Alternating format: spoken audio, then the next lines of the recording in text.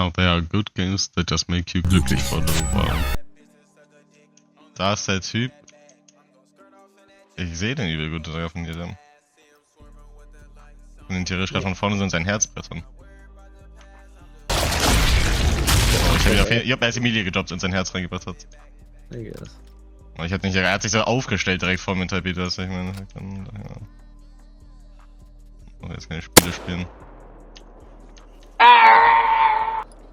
Aber die Frauen auch bessern. Der MC Emilie gedroppt, hier eine Frau, die da. I'm gonna come. Oh ja, der Bär pusht mich, komm her. Ich hab einen Bogen für deinen Lachs ready. Komm mich pushen. Ui. There are also bad games that by design won't make you glücklich, even if you're winning.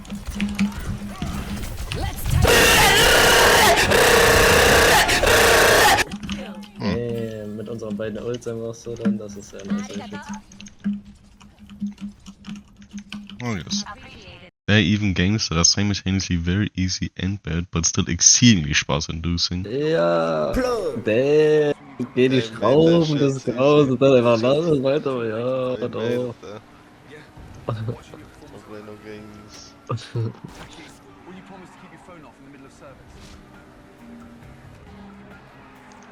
Slide touch.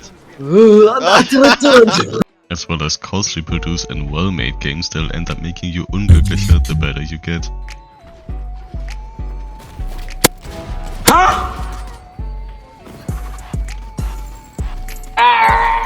Mann! Oh, ich bin ein bisschen schlecht. Oh mein Gott. Nicht ideal.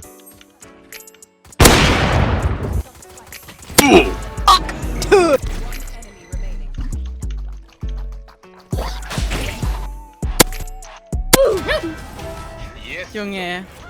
Was ein Tipp. Alles so useless, warum muss ich das machen? But Fauna is unique since it's the best. Das ist unglaubliches Sinn. Let's go. Mechanically hardest. Das hab ich nicht gepackt! Worst game that has ever been released. Oh mein Gott, no way.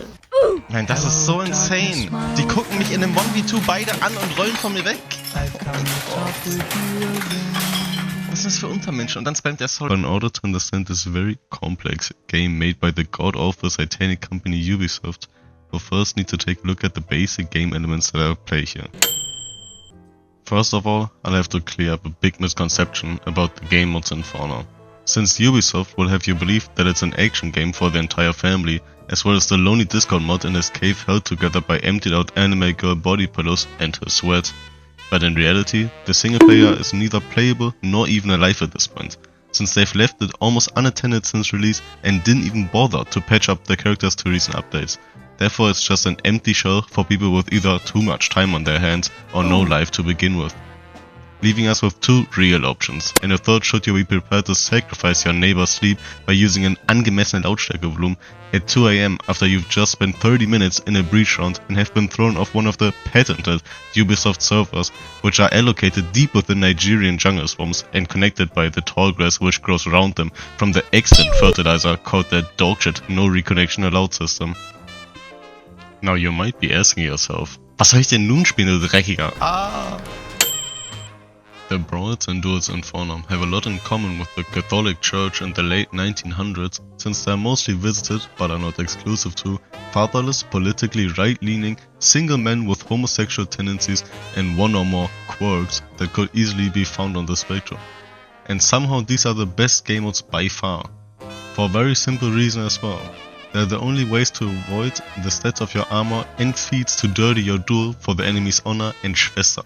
So simple even, that on paper it's really just a test of your skill compared to one of the many psychopaths roaming the queue at any given hour. Or you tag along with a friend in case you aren't completely socially inept by the time that you've learned how to master the basics of the game. To be brutally honest, except for one component which we'll get into later, rods are the only reason why I still have For Honor installed on my hard drive, even with all the years it has shaved off my life from the stress it has thus far caused me. Brawls are more competitive than the stock market, League of Legends ranked, and the pursuit of lasting purpose within one's lifespan altogether.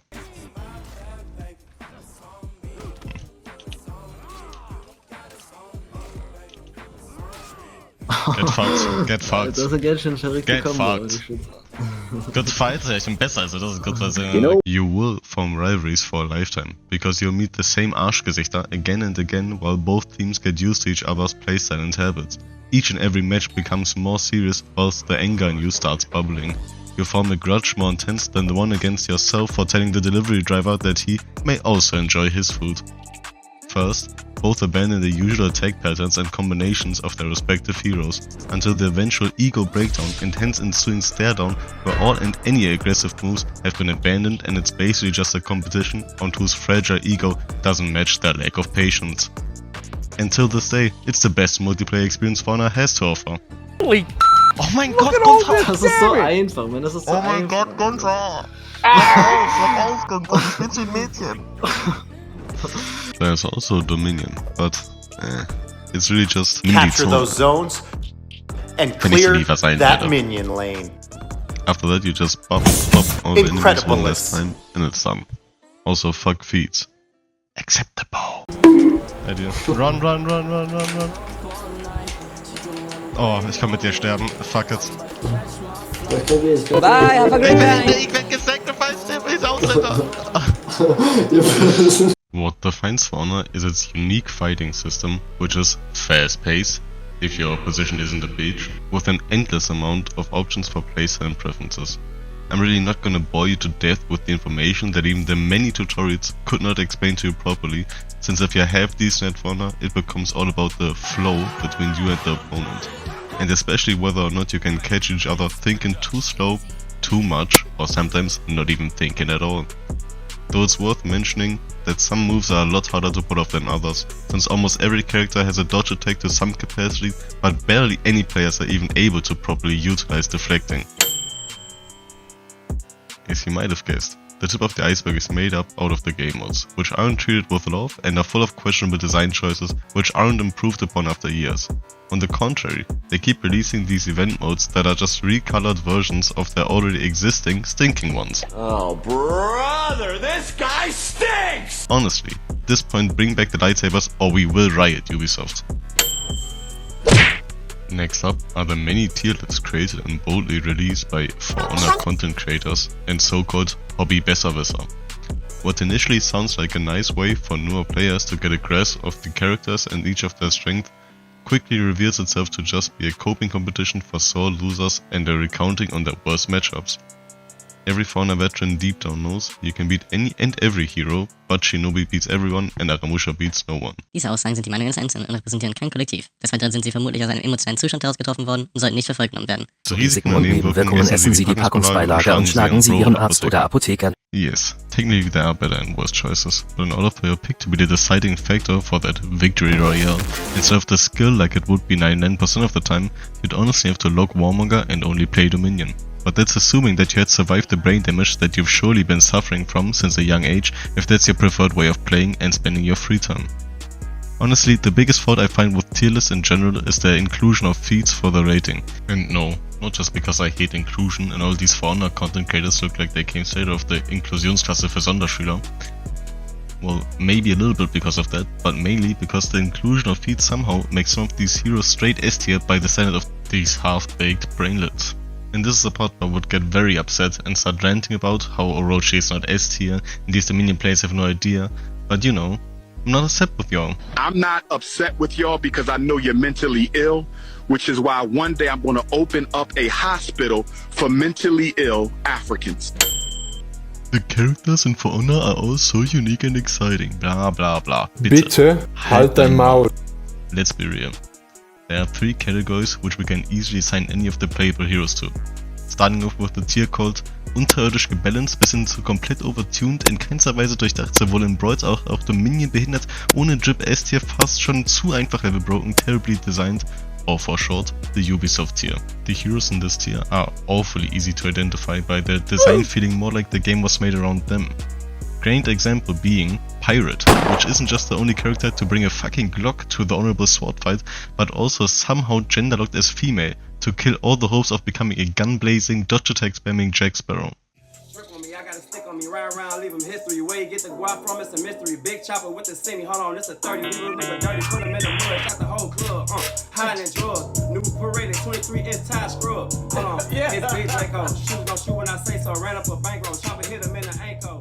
LL Cool J might rob me a Kango. Another one of the greats being Shinobi, which you have the same percentage of winning against as you'd enjoy going to family court against your alcoholic ex to get the car and kids back. Go crazy, how about the cruise, jump on Mercedes, bitch, I go Ha! Gotcha.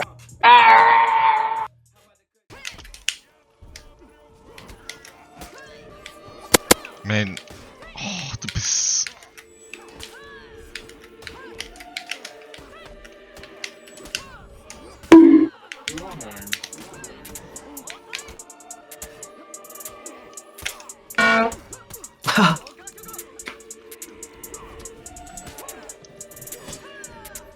Okay. Okay, bah. Ha! Gotcha. Oh, has been replaced by a look. Ja, aber good fight. Es ist good fight, oder? Du bist so good fight, dass du alte 4 drückst, weil du nicht mehr bist. Ja, ich will auch good fight überschreiben, weil ich denke, oh, and here's a fun little guessing game for you. Ever wondered what tracking system is worse? The one on your hard drive from having installed Dryad's Vanguard, or the one they summoned out of hell into Griffin Kick? Nice, okay.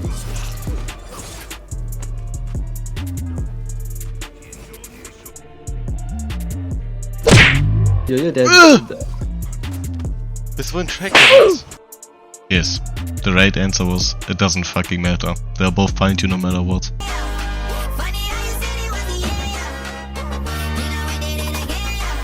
Now, the second tier on our list hosts all the heroes that are, for one reason or another, somewhat hard to execute on a higher level, but still very sparsic and might at times even make you a little curious. Some of them are simply challenging and have a high learning curve, others are just very limited in their options and need a higher degree of mastery over the basic gameplay mechanics. But they are all playable and strong in their own ways, and in my opinion that's all you can ask for. They really have it all. Without even warming up, yeah, I'm talking about Bauch, Beine, Po. Tier 3 is only made up of the select few characters that are guaranteed to give you a lifelong lasting post-traumatische Belastungsstörung should you choose to play up to 3 reps on them. It's highly advised to only enjoy any of them if you already have a weekly reoccurring therapy or Walgreens appointment scheduled. They all come with an extra feat though. Nice. It's called Excuses Starter Pack. It's a tool like the Boa Trap and works as follows. You won't have to worry about pressing it since it activates automatically like the Warmonger Revive, and it's rather simple. As soon as you lose a game in a mode of your choice, you become filled with sorrow and grief, which leads to a coping session which your duo has to painstakingly sit through after he watched you lock Aramusha again. Now Ubisoft, I know you might have by now completely forgotten about Aramusha, aber ich werde niemals vergessen, wie ihr meinen Jungen den Hunden zum Fraß vorgeworfen habt. Die 16 Raps sind in mein Fleisch eingraviert und haben Narben auf meiner Seele hinterlassen, die niemals heilen werden. Aber 16 Raps ist doch nicht so viel. Nur 16 Raps? Weißt du, wann es das letzte Mal Brawl Quest für Hybrids gab? Weißt du das? Ich auch nicht. Und ich habe 16 Raps lang jeden Tag meine Eier Ubisoft in den Kopf gelegt und ihnen dabei zugeschaut, wie sie... the fashion. It's the actual endgame of Honor, and also the only way to claim proper victory over your opposition.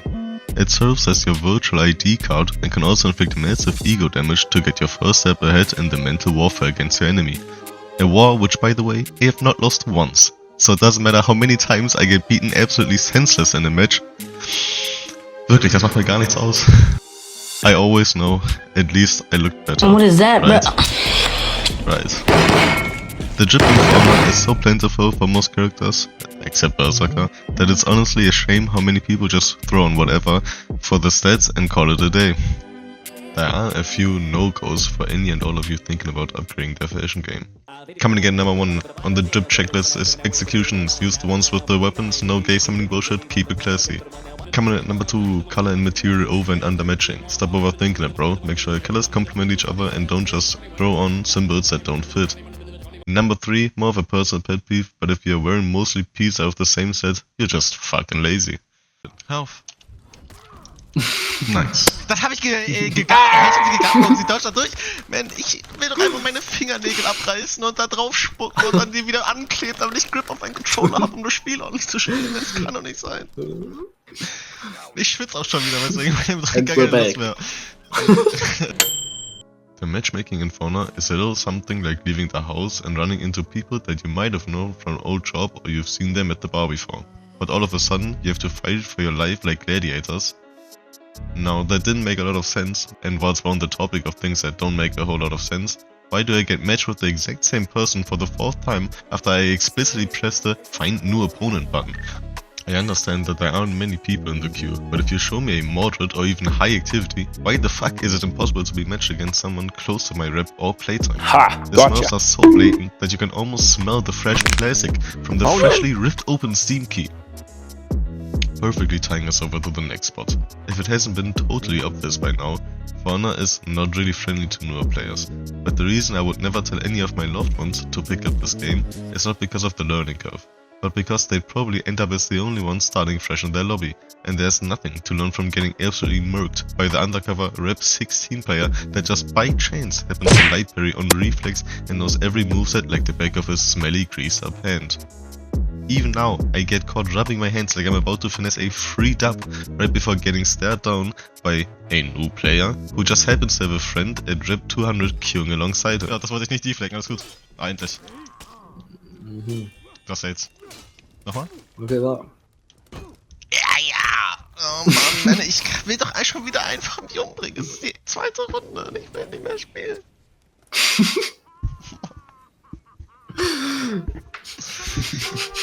Ist alles over. Das ist das schlechteste Spiel, das wir jemals gespielt haben. Still, yeah. And that is the point at which you just look at yourself in the mirror and accept there are no new players, and the matchmaking is dead. There is a silver lining though, another side of the coin if you wish. Dominion players. The type of guy to come home after a long day of doing nothing and wasting his unemployment money on OnlyFans subscriptions just to play a few casual rounds of Dominion. They don't care for mind games, won't parry lights or any advanced follow-ups, and usually will run to dodge attack spamming once they get backed into a corner. I feel for every one of their souls that have lost their way into the brawl queue. Revenge. One of the worst game mechanics I've personally ever seen, and one of the many reasons why I almost never do my Dominion quests. It's not hard to understand. As long as you are outnumbered, a bar fills itself, and once full, you're able to go unleashed. I never did what you did with a guy. Not with a guy. Not with a guy. What you wanna do? With a beautiful woman. And all the enemies that attack you during the animation or get parried / guard broken by you fall to the ground. River. That's my dad. Dad, remember when you taught me about falling down like a fucking idiot? In reality though, bad heroes won't all of a sudden become great once in Revenge, and since the poison in the water wells of the castle has turned most of our teammates into such homos that they're afraid of a single guy who's shining a bit bright, they'll end up either sacrificing or full on abandoning you to fend off the enemy on Revenge by yourself. Luckily for you though, there's a little gem hidden within the Fauna game files, which makes all Dominion players go into monkey mode. Upon unleashing Revenge, this feature makes it so that whilst in Revenge, the Dominion player can't properly parry or feint and will fall for every single bait you throw at them on the first input.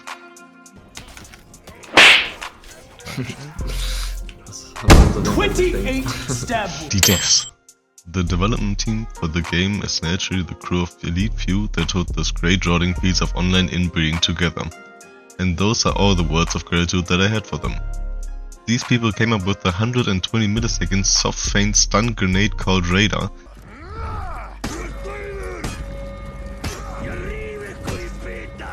As well as being the creators of Pirate, which is a grave sin by itself, but there must be an even smaller number of people responsible for the gender look on specific heroes. And those are just as much part of the Fauna dev team as the great guys over at the game balancing department, who thought it would be a great idea to not make the pirate dodge attack too punishable on release, hence why you only got a light punish for it.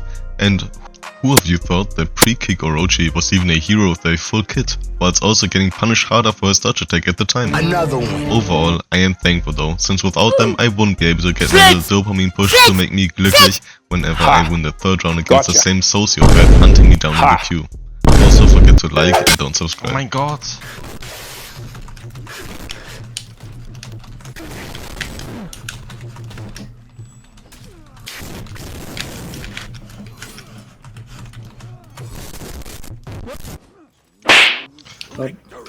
Hallo?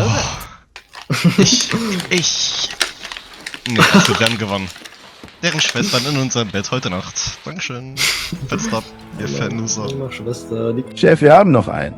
Was meinst du noch einen? Ganz unten da ist noch was.